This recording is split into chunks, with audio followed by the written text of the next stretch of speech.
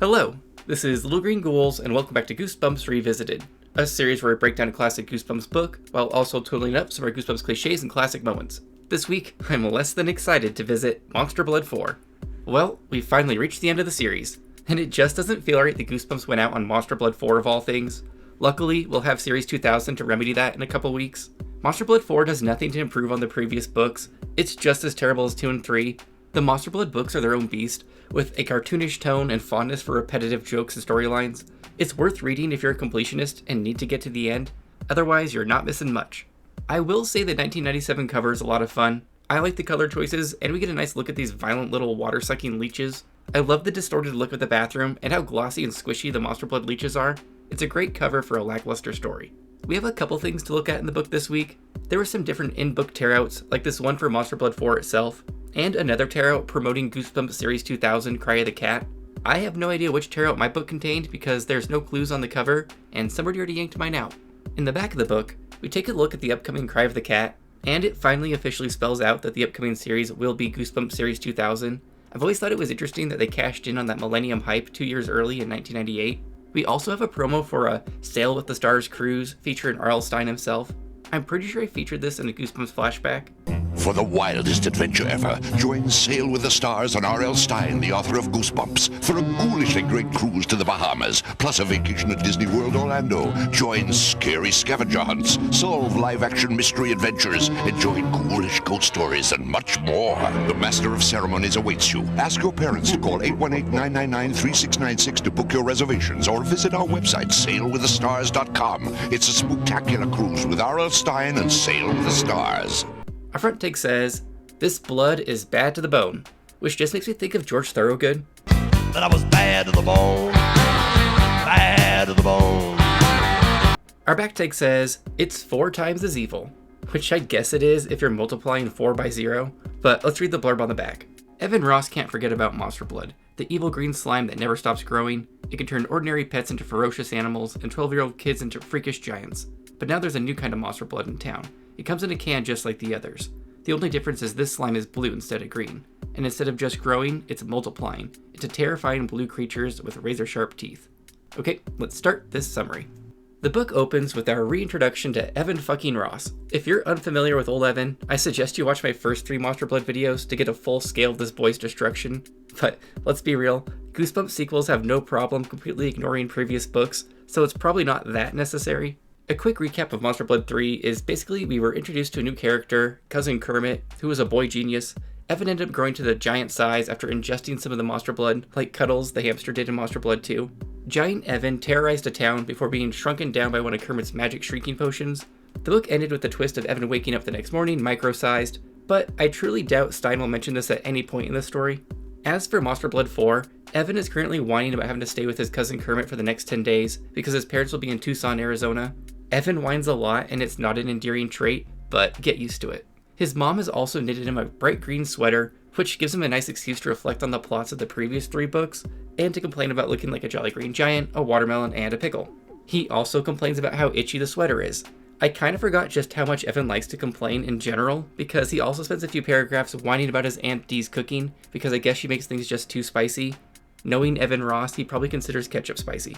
Evan gathers his suitcase and says goodbye to his mom and heads off to Kermit's house, because he's also in charge of babysitting this kid, even though Kermit is a super genius who runs circles around Evan at every opportunity. While walking to Kermit's house, he runs into Conan, our bully from Monster Blood 2 and 3. Conan, aka Conan the Barbarian, is a cartoon-style bully who's fond of defying the laws of physics as he beats up our protagonists in these books. Whether it's stuffing them in a basketball hoop or effortlessly throwing them to the top of a tree, Conan hasn't changed a bit despite the events of these prior books, and proceeds to stomp on Evan's foot. Evan also notes that even though it's winter, Conan's still running around in a gray muscle shirt and tight black spandex bike shorts. I would have a very hard time taking a bully who wears spandex bike shorts very seriously. Conan does some classic bully taunting and smashes Evan's other foot before deciding to let him go, except Kermit appears on the scene to defend his cousin's honor. This really just means passive-aggressively getting Evan beaten up. This interaction results in Conan destroying Evan's new sweater, and we cut to his Aunt Dee giving helpful advice at dinner, like not picking on people who are bigger than you.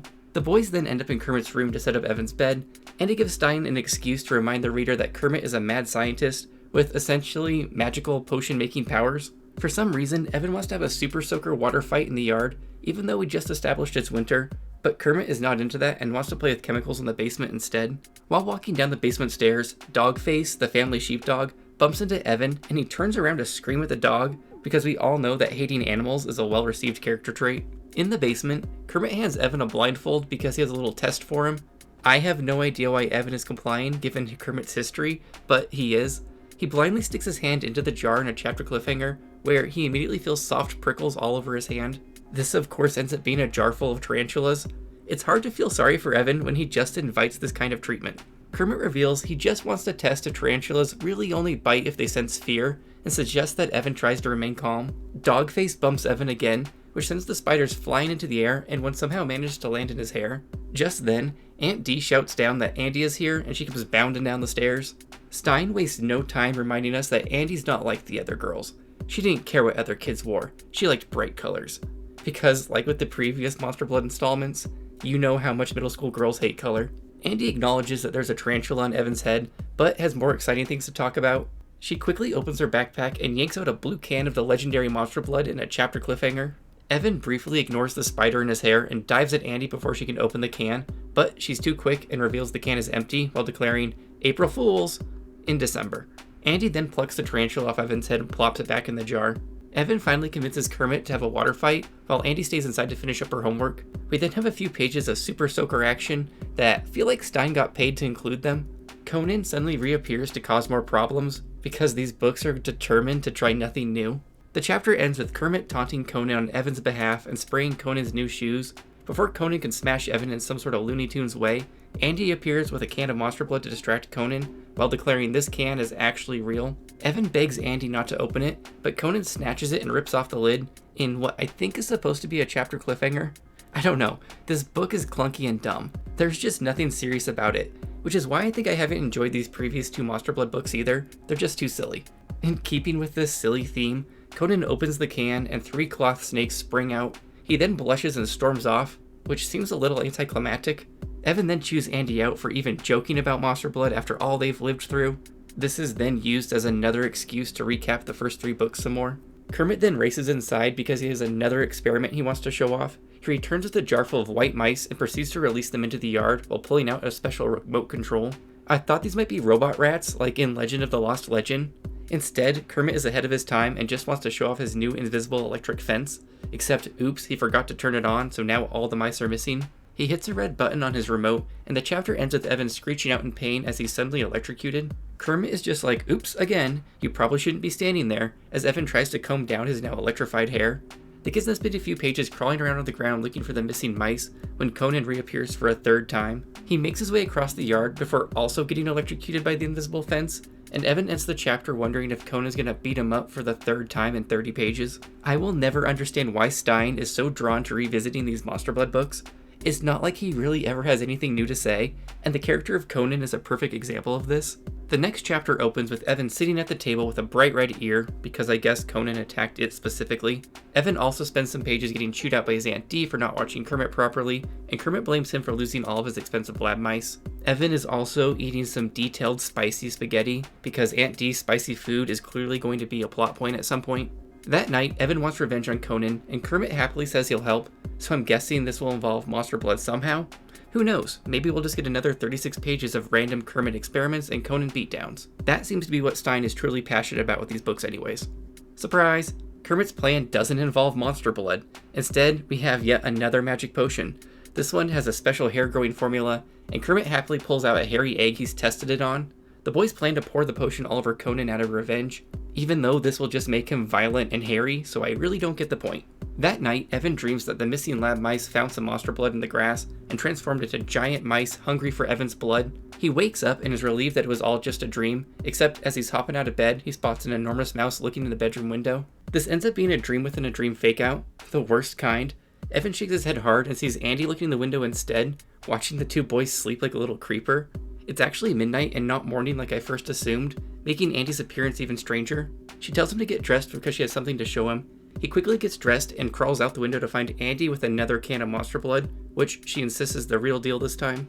That evening, outside of her father's lab, she was partaking in one of Stein's favorite pastimes, dumpster diving, and came across a can of Monster Blood.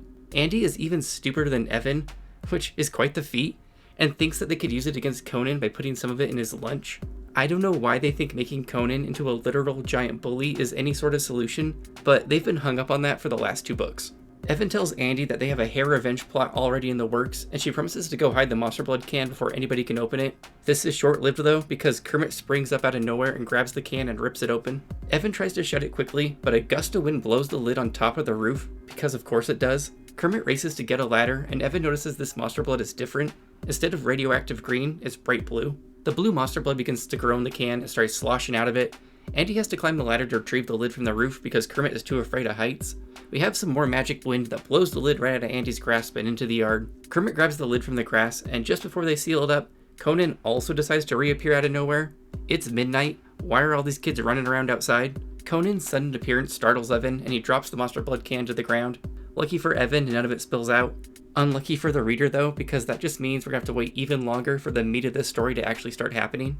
Evan covers the can with one hand while Kermit starts shouting at Conan about how it's a new type of candy, blue fruit roll in the barrel. Kermit pretends to eat the blue monster blood in order to taunt Conan into coming over and stepping into the electric fence. We get more hilarious descriptions of electrocution, and Conan storms back to his house again, vowing revenge. It turns out Kermit has been holding the can upside down, so the bright blue monster blood plops into the grass and begins to roll away because the kids are all horrified to discover this monster blood is actually some sort of creature. Andy and Kermit stood open-mouthed as the creature bounced and grew and took shape.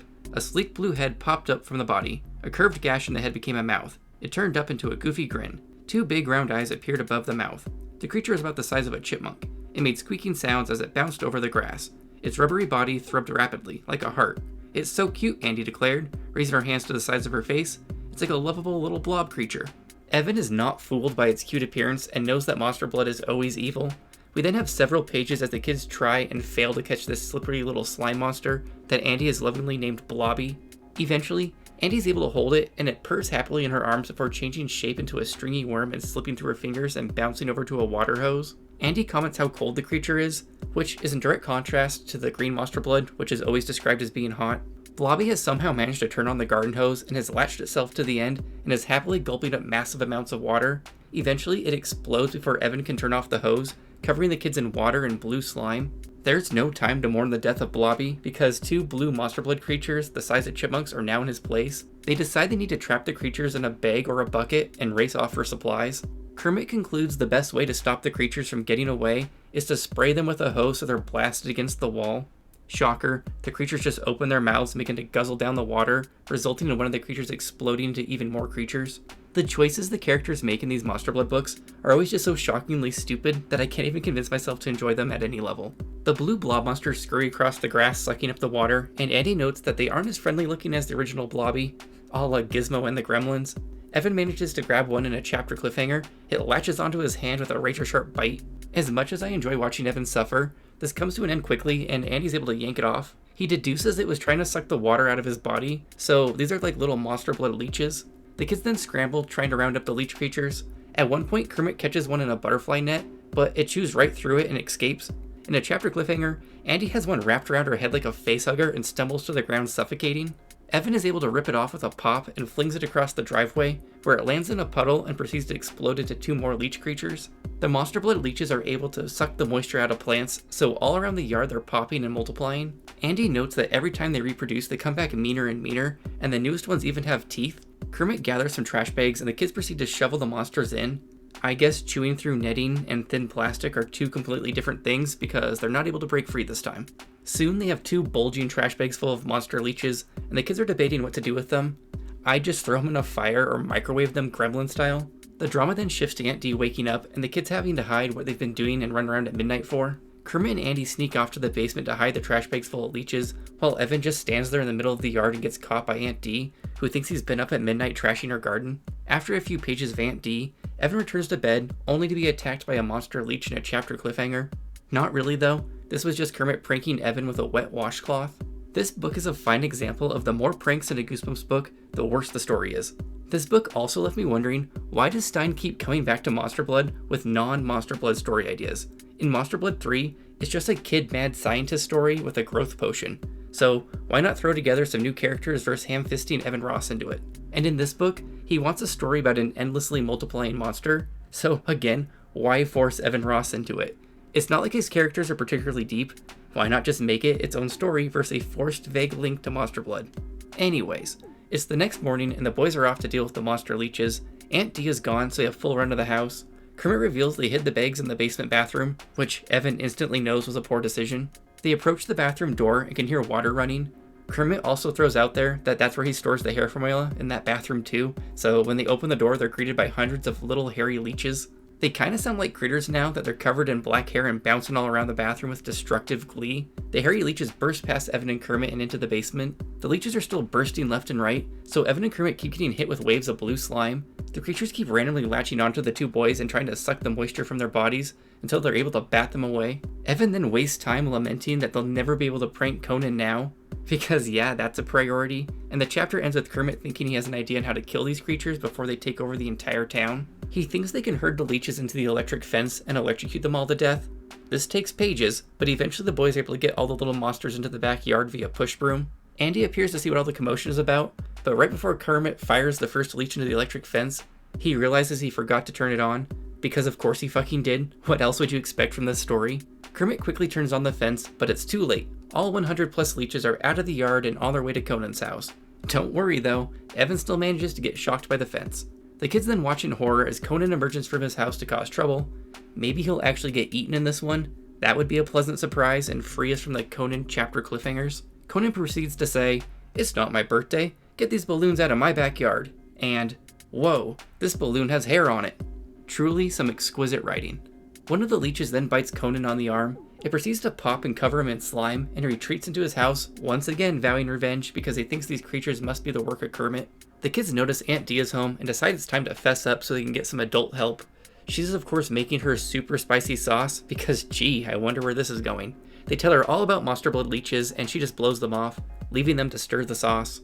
Evan then has the obvious idea of feeding the spicy sauce to the leeches because he thinks it's just that deadly. They carry this massive vat of spicy sauce out into the yard and wait for the leeches to discover it. Just as the creatures are getting ready to check it out, Dogface appears and happily trots over to the pot of spicy sauce.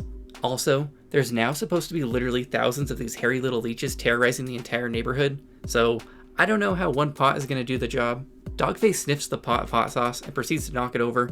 He has a few tastes before howling in pain. Then, two leeches plop onto his back, causing him to run around the yard frantically. The kids try to calm down Dogface, but when they can't, he races down the street with the kids in hot pursuit. Andy notices that the leeches are now trying out the spicy sauce, but instead of killing them, it's just made them angry and meaner than ever. So now the kids have a herd of leeches chasing after them as they chase after Dogface.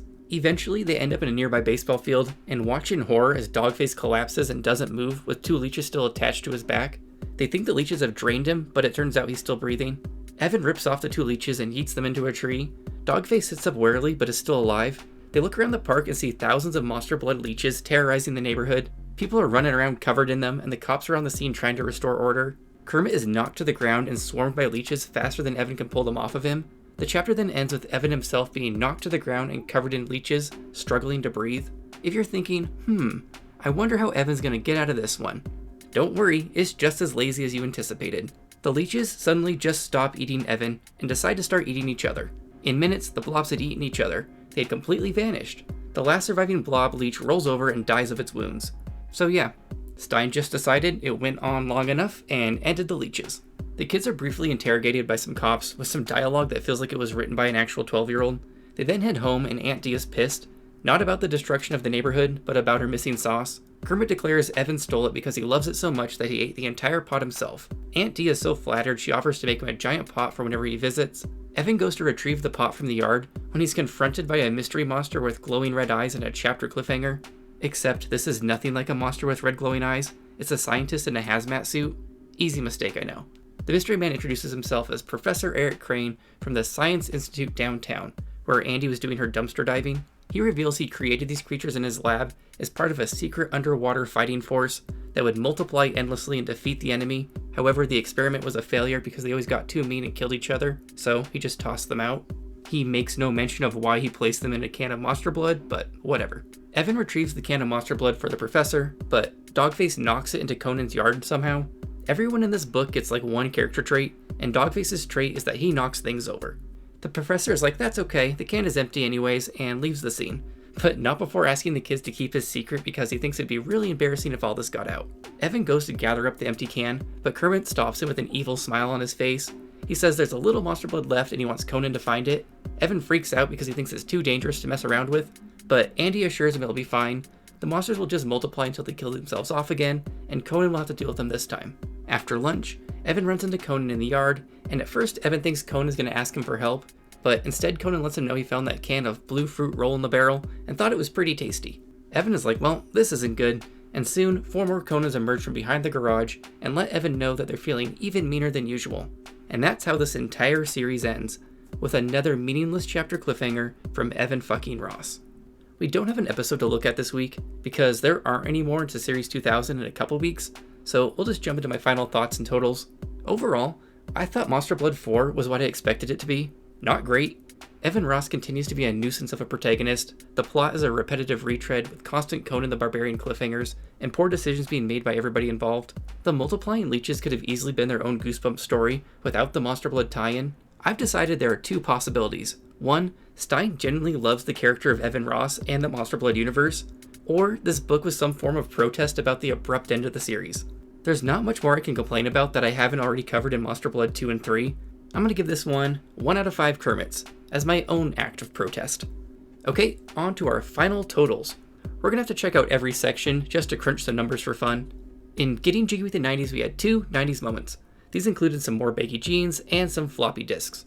This raises our series total to 183 jiggy 90s moments, giving us on average around 3 90s moments per book. Shoulder scare. Some of the categories became less pronounced as the series went on, and shoulder scare was definitely one of them. We had a total of 21 shoulder scares in the series, leaving us with a shoulder scare in about every 3rd book. There were 4 pranks in It's a Prank Bro, because there's a direct correlation to increased pranks and a shitty story. This raises our series total to 139 pranks, and gives us a little over 2 pranks per book on average. Monster Blood 4 gave us one last dream fake-out with a dream within a dream sequence involving a giant mouse in a window. This raises our series total to 19 dreams, leaving us with a dream fake-out in a little less than every 3rd book. Monster Blood 4 had a total of 9 chapter cliffhangers. Although maybe Stein wanted more of them to count, it was hard to take them seriously though, and I feel like I was already more than generous. This raises our Goosebumps series total to 768. The clunky award this week has to go to chapters 10 to 11, where we get the dreaded dream within a dream. This was the most subjective category to count up, but I ended up with an average of 12 chapter cliffhangers per book. Monster Blood 4 didn't have any asshole victims, unless you count Evan Ross as the asshole, which I was tempted to do. This leaves our series total at 32 asshole victims, and gives us on average a victim about every other book. Shocker ending. Our big twist to this book was Conan ate some of the blue monster blood and ended up multiplying into even more aggressive Conans. This raises our Goosebumps series total to 53, and leaves us with a shocker ending in Goosebumps 85% of the time. Vomit count was the saddest category of the series and proved to be my personal Mandela effect. I have no idea why I thought there was vomit in these books, but commenters have pointed out Series 2000 may have clouded my memory. We have just one instance of vomit, and it involves some kid describing getting sick on a roller coaster. However, I'm retroactively pretending this one instance of vomit was when Mr. Woods spewed all over the audience in Night of the Living Dummy. Well, that's it for Monster Blood 4 and this little video series. Thank you so much for following along, especially those of you who left comments along the way. I really enjoyed getting to hear everyone's thoughts on the books, and some of you out there are basically Goosebumps historians, which is kind of cool. The next couple weeks I plan on putting together some top 10 videos around Goosebumps, and then we'll start into Goosebumps Series 2000. I had thought about digging into the X-Files, but I figured I might as well do these next 25 books while it's all fresh in my head before changing gears. Let me know in the comments what you thought of Monster Blood 4. How do you rank the Monster Blood series? What suggestions do you have for the Series 2000 books?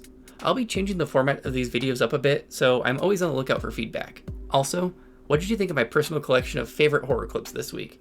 It's definitely not comprehensive, but I did hit a lot of my top films. Anyways, as always, thanks again for watching, and make sure you subscribe for the pride, the love,